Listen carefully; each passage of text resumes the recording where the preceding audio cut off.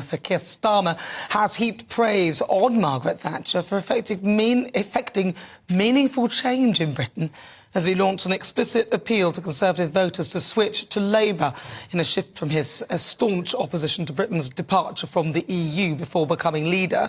Sir Keir added that the Conservatives have failed to realise the possibilities of Brexit. Hang on a minute, what's he? I'm confused.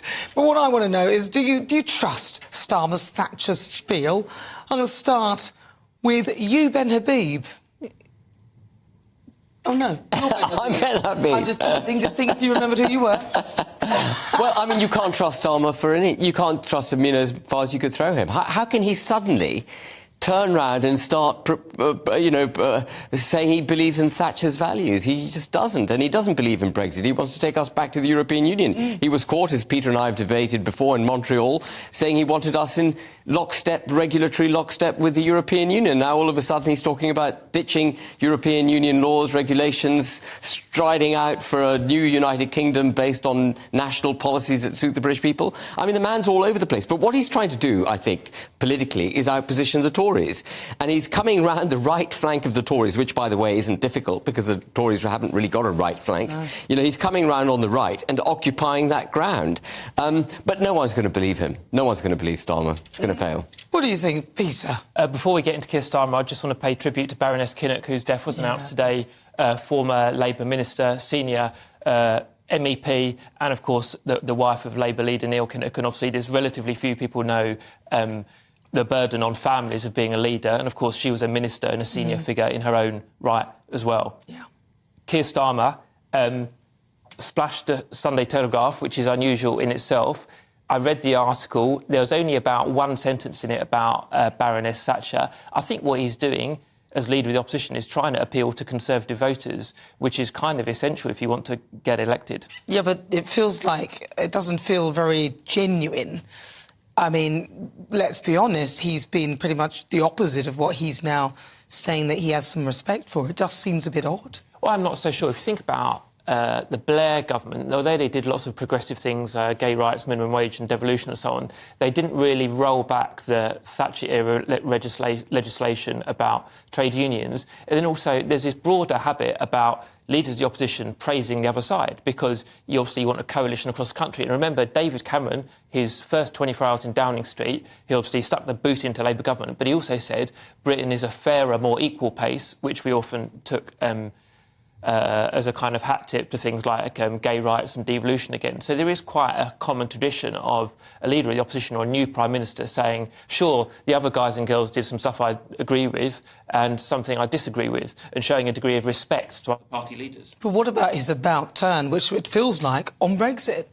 Now he's talking about grasping all the possibilities and opportunities. Well, I think whereas before he was talking about another vote. Well, I think that's an about turn in millions of us, because millions of us voted Remain, but we are where we are. We've got to make the best economically and socially for Britain from the position we're in. That's my view, and I think that's probably his view as well. But he's hanging out with the likes of Tony Blair, and Tony Blair is pretty much... I don't think Tony Blair supported Mrs Thatcher at all, and Tony Blair is an ardent Remainer. Well, there's two different things. Let's not conflate Baroness Thatcher, who, remember, wore that EU jumper with all the flags on in the 1970s, and then what's happening with Brexit now. But again, going back to the point... Why not? He's the one that says that we must grab all the opportunities that Brexit will give us. Well, who would disagree with that?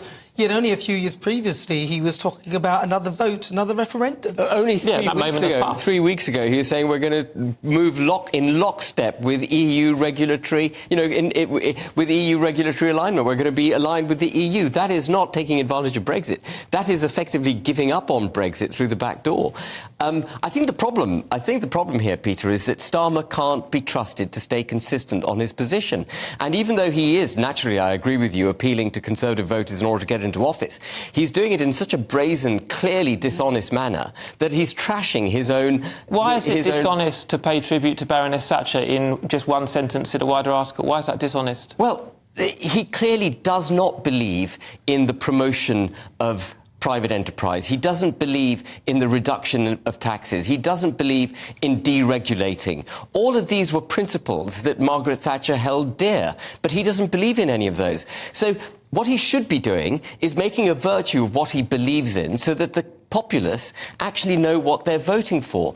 It'll be deeply distressing for everyone, yet again, if he gets into office, which looks likely, almost irrespective of what he says. But if he gets into office having made promises which he then breaches again, you know, people are sick and tired of Parliament doing that, sick and tired of parliamentarians standing in opposition to the democratic will of the people. And to lie in order to get into office is the worst possible thing. Hold on. That's so broad and woolly. I think there's no evidence at all he's lied anything. I think that's completely inappropriate. You can disagree with people or say they've got the wrong ideas, but inventing a story they've lied about something, to me, is beyond the pale. But let's pick one specific example. Yeah. Business. You said he's not pro-business or he's anti-entrepreneurial, and that somehow puts him in contradiction with Baroness Thatcher. But is there a Labour policy on business that you disagree with? Can you name one? There isn't a pro-business policy from either party. Neither party is talking about, for example, reducing corporation tax. Neither party is talking about reducing business rates. Neither party is talking about the need to cut back on employers' national insurance. Please be specific, though. Is there one Labour policy you disagree with? But he's got no policies for the promotion of the private sector. That's not true. The problem we've got in this country is that the state is so bloated, so in need of cash, that actually whether you're Conservative or Labour, all you're doing is taxing and borrowing, taxing the populace and borrowing from the populace in order to finance your needs. And what's happened as a result of that is you've got the state in competition with the private sector for access to capital. The state is no longer guardian of the private sector. It is now in competition with the private sector. And if you think Starmer is going to roll that back, you've got another thing coming. There is no way he has any intention of removing the tentacles of state from our daily lives. But Ben, I've got to dive in because this is so generic without any detail and went on for so long. Great detail. Went on for so long. Let me give one example. Business rates. So I've run a small company and I think you have as well in your life outside politics. Labour have said they would reform how business rates work because business rates are really unpopular among SMEs. And as you know, SMEs employ more than 90% of the private sector workforce. So that's a concrete example. But it's not. He said we've got to reform them. You've got to slash them. It's not reform. Cut it. How are you going to... There's not a matter of reform. It's a matter of slashing tax. We've got to take our corporation tax rate down. No one's talking about that. We've got to ditch IR35. How would you pay for that? No one is talking about that. We've got to slash business rates. No one's talking about that. We've got to get the knee of the European Union regulatory nightmare off the neck of British private enterprise. No one's talking about that. And I'm going to say it again. He is lying when he says he wants to take advantage of Brexit because he is on the record literally a few weeks ago. You and I had this debate and I had to get my phone out and prove it to you on Google in Montreal when he said that he wanted to remain in alignment with the EU. So this man is all over the place in order to get his agenda across the line. He hasn't got a bone of integrity.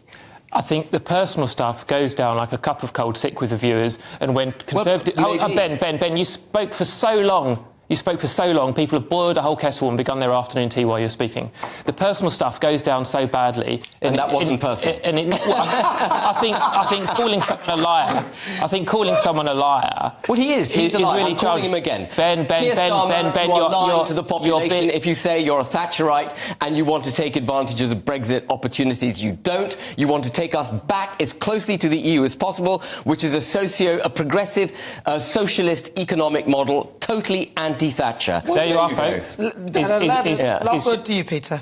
It's just a rant. I could have written Ben's script in my sleep. Well, last word to you, though. What do you think? Final word to you.